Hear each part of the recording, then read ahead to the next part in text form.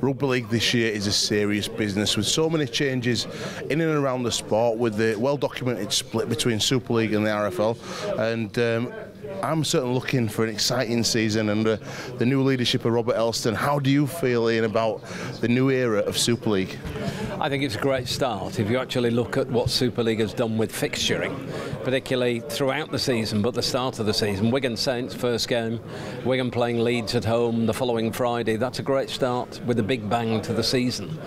But if you look at the fixtures across the whole of the season now, without the Super 8s, Middle 8s, which was a bit of a problem towards the end of the season. We've now got a great fixture list all the way across, lots of Friday nights, Saturdays, Sundays. We're very happy with where we are, with what is the key thing for the fans, which is the fixtures across the season. Sundays, I love that, because traditionally fans love to go out on a Sunday, and in the last few years we had Thursday, which we understand with Sky. Friday games have been the norm, but Sundays are important for the culture and the history for Wigan. They're very important as well for our far-flung fans who live in Scotland or Ireland or down in the south. And Friday night is not the easiest night for them, so they, in our surveys of fans, have often said, can we have some Sunday or Saturday games? And in the past we've not been able to accommodate that because the fixturing flexibility wasn't there under the RFL. Under Robert Elston and Super League controlling its own fixture list, we've got that for this year, and people are delighted.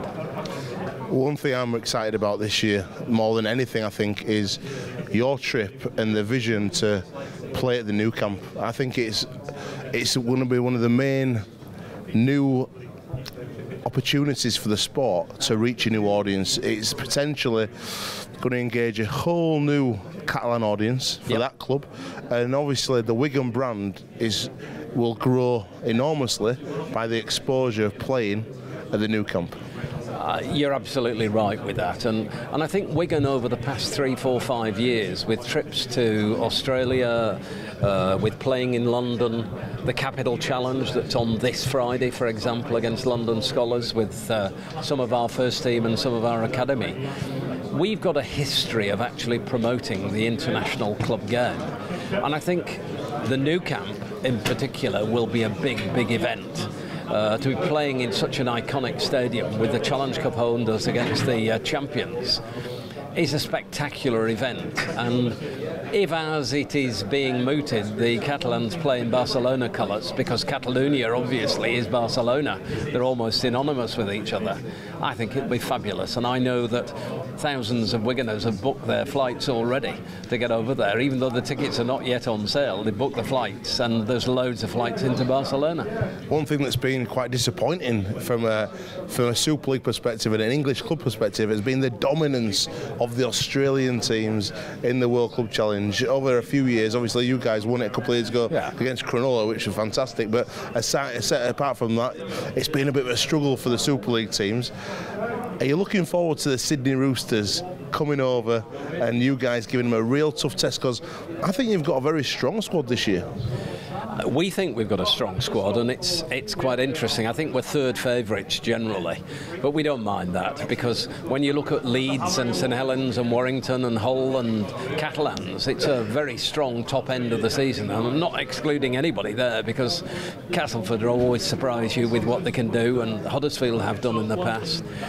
If we actually look at Sydney, the best thing about the Sydney Roosters is the fact that they immediately agreed to come over here and play, which I think is a tribute to the fact that Super League is being well thought of, that Wigan beat Cronulla 2 years ago, that Wigan have played at Roosters already in the World Club Challenge. We lost on that occasion.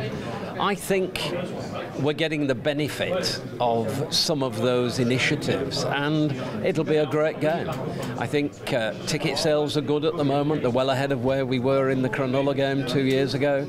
We're dramatically looking forward to it, and if you take that game, the new camp, and playing at Anfield against Warrington, that's not a a bad trio of games. I was just going to get on to the Magic Weekend, and it's going to Anfield. Pasture's new for the competition. Yep. Robert's obviously got a great history of work in that city, yep. and I'm sure he's going to be pulling some strings around Liverpool to make sure the fan experience is even better than it was at Newcastle. And do you think it was time for change for the Magic Weekend?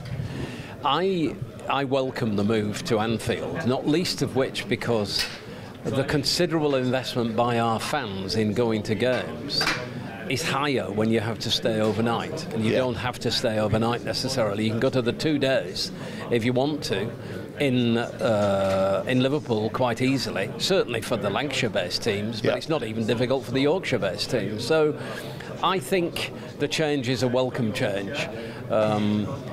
Newcastle was great. I'm not in any way knocking that. That was superb for the environment and for the atmosphere.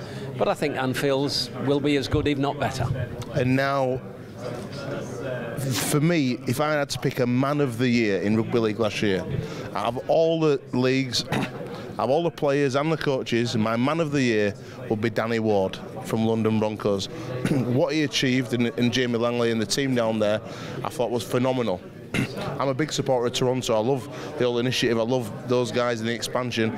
But I think having London in Super League this year is going to be quite special. It's going to be a real challenge for them. But are you looking forward to taking a Wigan team back down to play the Broncos?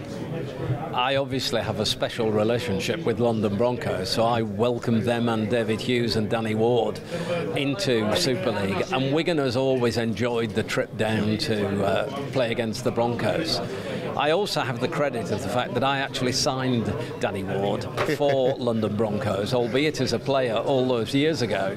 But that was in my last year as chairman of London Broncos, and I think that the job that he's done is superb. Last question, you mentioned him before. He's a huge fan of the show, he's a huge friend of the show, Zach Hardaker. I remember him as a young lad coming to my garage when I first started in 2012. And he's always been so full of energy, so full of life. And what's always never been in doubt with Zach is a spectacularly good player. You've got an amazing player, but off-field problems have plagued his career. What's different about Wigan? What's different about the Wigan club that's going to help Zach combat his off-field problems and become the player and the person that we all know he can be? There are two elements to that answer. One of them lies within Zach Hardaker and the other one lies within Wigan. Yep. As far as Zach is concerned, I think he has, with the help of Tony Adams and Sporting Chance,